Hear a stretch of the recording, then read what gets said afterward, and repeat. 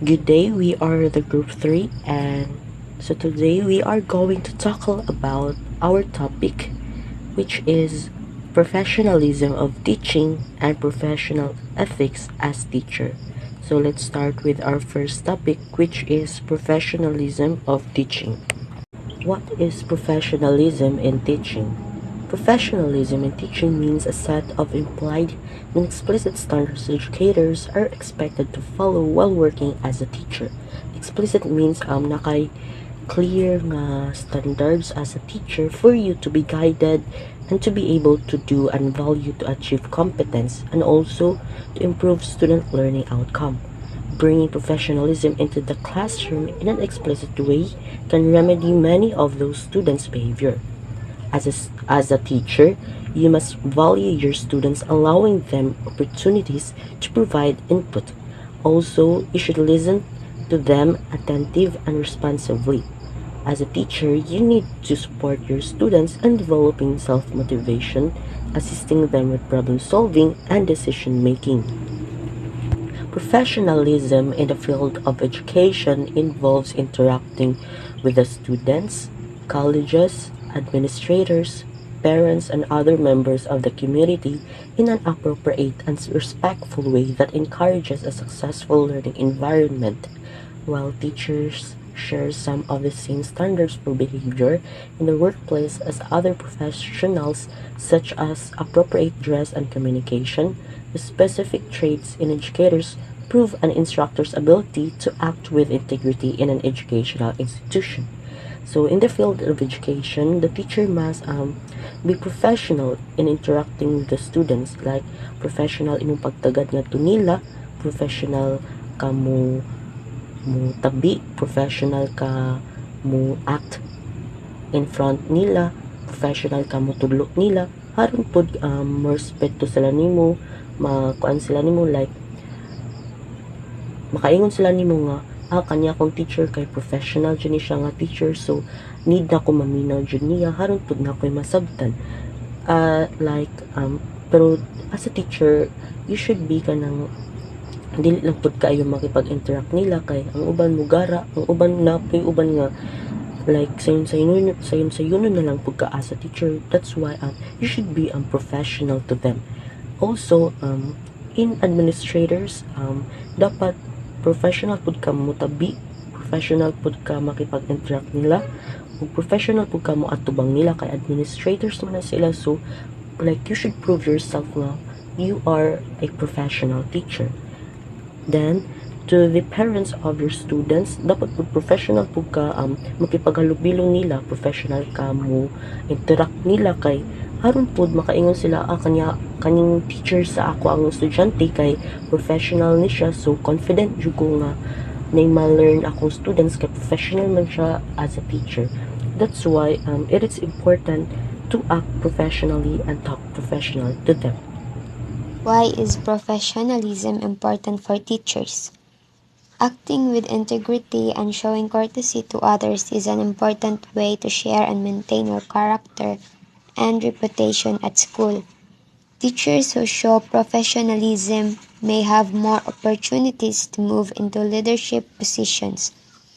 According to student feedback, the focus on professionalism helps them see their classroom experiences as preparation for the real world. We do not have to dismiss inappropriate behavior as a sign of youthful immaturity or let it exasperate us. Professional behavior helps separate business from the personal. It keeps relationships limited to the business context at hand. For example, a judge cannot have personal conversation with a plaintiff or dependent. Professionalism is a quality that every educator and school employee should possess.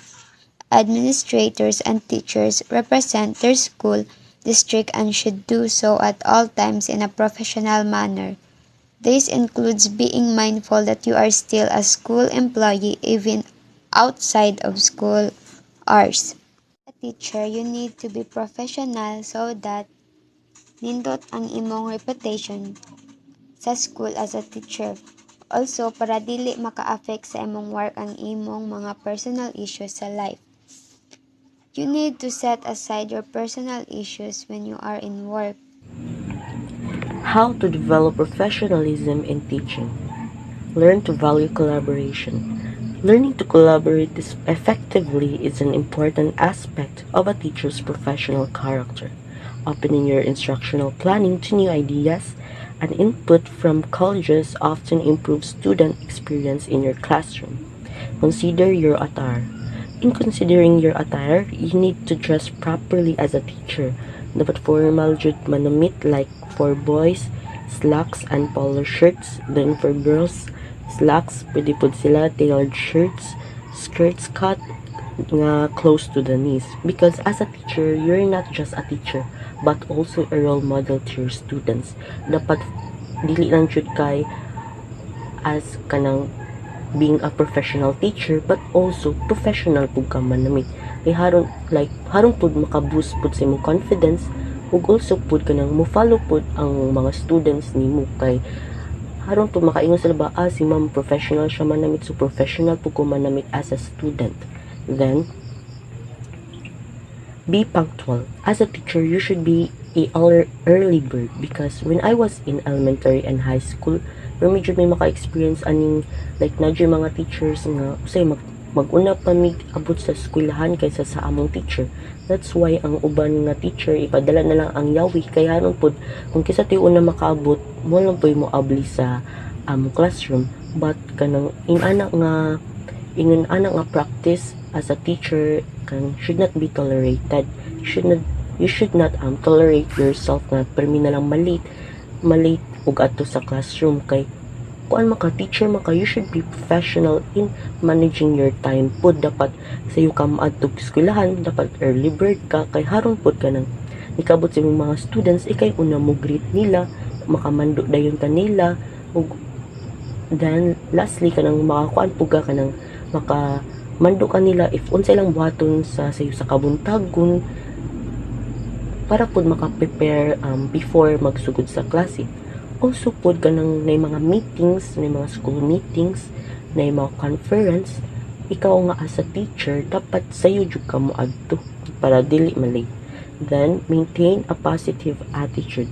As a teacher, you need to be professional in handling your attitude. And sulod man ka ani nga field, dapat taas kag pasensya sa imong students kay kanang dagan nga mga students naka-experience nga labayog chalk sa teacher, labayog eraser, ilang teacher kay dili kayo maayo pagtagan nila like stricta ra kaayo like di kayo maka like gamay kay pasensya sa iyang mga students. It's a big no-no dyan na siya as a teacher. As a teacher, you should be professional in handling your attitude. Dapat positive ka pero ning dapat taas kag pasensya kay nisulod na ka ng field of education so taas yung kag pasensya dapat dili kay muditsura kag kanang kasuko muditsura kag pamato dili jud na siya maayo kay ang ubang students musumbong sa parents then ang parents mo to sa teacher mo ni maka-cause of conflict. So as a teacher it is very important to have a positive attitude. Lastly, acknowledge your strength and weaknesses. So, as a teacher, dapat kay ba kaasa imong strengths ani nila ug asa pud imong mga weaknesses. So, knowledge of your own abilities and weaknesses proves a professional awareness of your potential growth. So, sa pinaagi sa pag-acknowledge sa imuhang strengths, kay maghatag ni siyang opportunity to help you train and develop others using your strongest skills.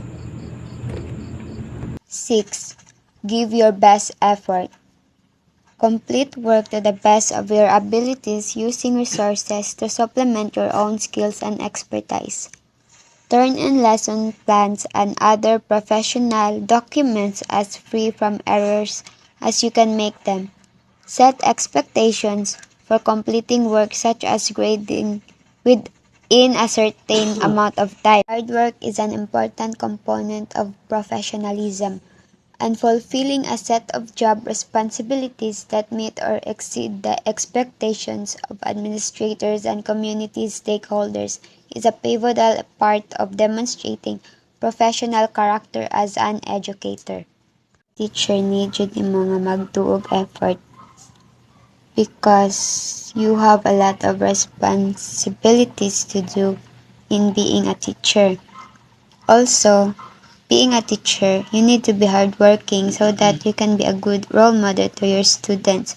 You should do some efforts for for your students so that they can learn easily.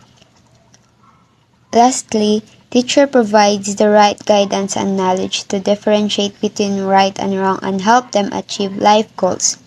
Teachers guide them to follow the best practices and evaluate the strengths and weaknesses of their students. They must motivate the students to do better. A teacher helps them change for the better. Go beyond your job duties. Be willing to help with things outside your classroom to improve your learning community. You can show professionalism when you take the time to mentor students and develop genuine care for the well-being of everyone in your classroom, including those who cause disruptions. Showing that you are willing to cross-train and taking the initiative to learn about different disciplines within education can also develop your professional character. Provide clear communication. Responding in a timely way to any communication from peers, students, parents, or administration is one way to communicate professionally. It's also important to choose your words carefully to convey your message in a respectful tone with a clear purpose for your audience. Another aspect of professional communication is speaking out when you have a need. This includes asking for help or clarification instead of waiting for someone else to ask you first. Pick the right time and mode of communication to share your ideas to communicate in the most professional manner. Separate your personal and professional life. Professionalism begins with acknowledging the difference between how to behave at work versus how to act during your personal time. Professional educators teach without letting their personal lives affect the quality of their instruction and preparation in the classroom. While acting natural and showing personality in your mannerism and way of speaking can help you connect with students and colleagues, it's important to balance this with neutral and unbiased language and actions when interacting with others in an educational environment. Setting boundaries to separate your work and personal life not only increases efficiency at work, but it also reduces stress in your personal life. Both of these mean more relaxation and less burnout. And for employers, it means a reduced turnover rate while building a reputation as a great place to work. Lastly, prepare and plan. Another key trait that shows professionalism is how an educator prepares for instruction. This includes mastering the instructional content you present to students, planning the most effective resources, activities, and assessments to teach course material, and understanding the main concepts related to a particular area of knowledge. Teachers who show the most professionalism prepare to instruct students before they enter the classroom by planning the scope and sequence of course content. We all know that planning and preparation are key components to success. When we plan ahead, things run more smoothly. Potential challenges are identified before they happen, and ultimately, we save time and reduce stress. Also, effective lesson planning contributes to successful learning outcomes for students in several ways.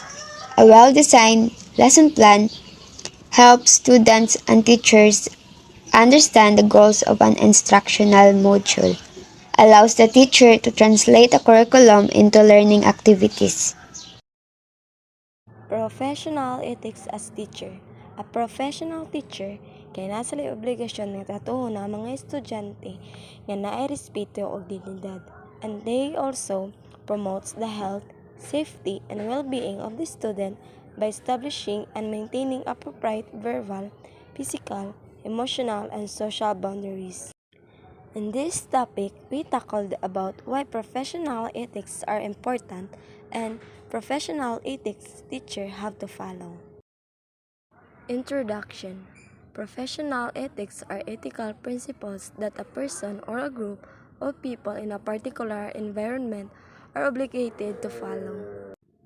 Professional ethics are ethical principles like anang rules nga obligasyon jud i-follow. For example, maestra ni jud niya tudloan ng estudyante para makat-on kundi i-follow jud ang rules of regulations sa eskwelahan like ana.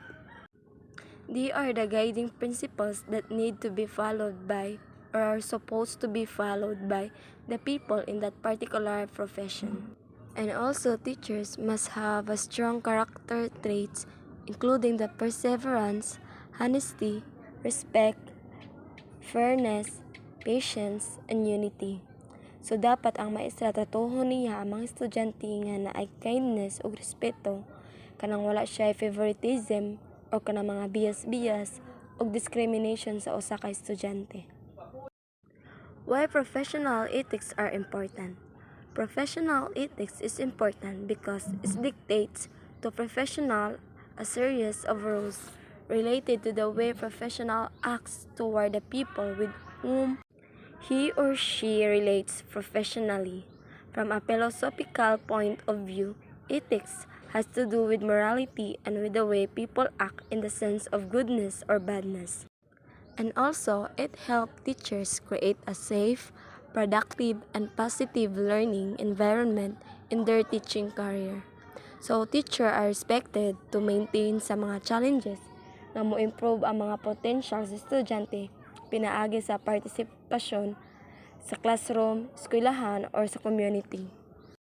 Professional ethics teachers have to follow. Just like in the case of a brand or organization, the school staff is also obligated to maintain a set of standards that are instrumental in promoting a safe and exclusive learning environment. Ang school staff dapat mo maintain jud siya sa safety sa school, facility, and also the learning environment sa mga bata. For example, sa usa ka classroom, kinsa man ang atong head, di ba ato ang mga teacher? So sila ang mga school staff. Ug ngano man importante ang peace and respect sa ato ang diversity. So importante kayo na mga school staff nga mo promote or obligated nga mo pamalakad sa usa ka classroom like rules and regulations haron ang mga bata or mga estudyante maka-feel og safety og belonges sa ilang learning environment. For example, teachers must respect the dignity and rig of the student in expressing their opinion. So, dapat marespeto ang mga maestra sa opinion sa ilang mga estudyante. Second, they are supposed to encourage students as a means of improving their attainments and developing their personality, while at the same time, also contributing to community welfare. Dapat po mo encourage ang mga maestra sa mga estudyante like mo share kag story nga motivational para motivate ang mga estudyante sa pag-eskwela. Third, teacher must treat the student with dignity and should not behave in a vengeful manner under any circumstance. Like anang maestra na problema sa balay, di na dapat dalon sa eskwelahan haron di nila mapangutan ang estudyante. And last, they are obligated to make themselves available to students beyond their class hours and be ready to help and guide them with no extra remuneration. Obligasyon jud sa maestra nga mugahin og oras sa iyang mga estudyante, labi na sa mga estudyante nga wala kayo nasabtan sa lesson. So ang estudyante mo duol sa ilang maestra para mangutana o unsa ang wa nila nasabtan. Next, with fellow teachers. First, all teachers are expected to treat all faculty members in the same manner as they wish to be treated themselves.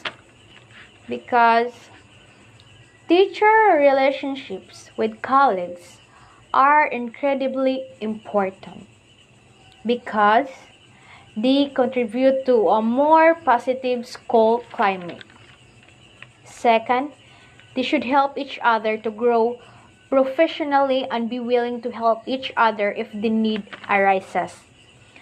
Kaya if they work together, they create a better learning experience. And teacher collaboration positively impacts students' achievements and allows us as educators to explore new territory. Third, they must not make allegations against a coworker to higher authorities without substantial proof or evidence. Kay once magbuhat kag false accusation or charges against superiors, mahimo man gud issue and as a teacher mawawan pud sila mabati ng record. But if there are evidences, then it should be made under oath to a competent authority. And the last one, all teachers must make sure that there's no discrimination in the workplace in a way, shape, or form because of one's caste, creed, religion, ethnicity, national race, or gender in there. We all know discrimination is a human rights violation which can have a damaging effect, especially those who are targeted. But ang pag-discriminate dili na siya jud na siya good. Bisag unsa pa ka professional, wag gihapon kay right nga mag-discriminate kay makakos na og high stress, damage professional reputation and etc. Teachers are obligated to inform guardians if students if they are misbehaving or if they want them to help them improve in their academics. Yes, kay mas maminaw man ang mga bata silang parent or guardian so need jud ipahibaw sa teacher. Then para ma-aware ang mga parents kung sa attitude silang anak para like ning tambagan or saltian and ang teacher dapat pud makig-cooperate jud sa mga parents. Second, the teacher is answerable to a guardian if the student is not performing well. Yes, same sa akong gisulti earlier para ma-aware ang mga guardian or parents sa karakter silang anak so sa classroom or sa eskwelahan. Kumbaga para ma-monitor kini nila sa mga parents ang ilahang mga anak. They must help the guardians in case of any queries they might have about their wards for their education. Para mas magayiran pa jud ang mga estudyante og tarong with the help of the teachers.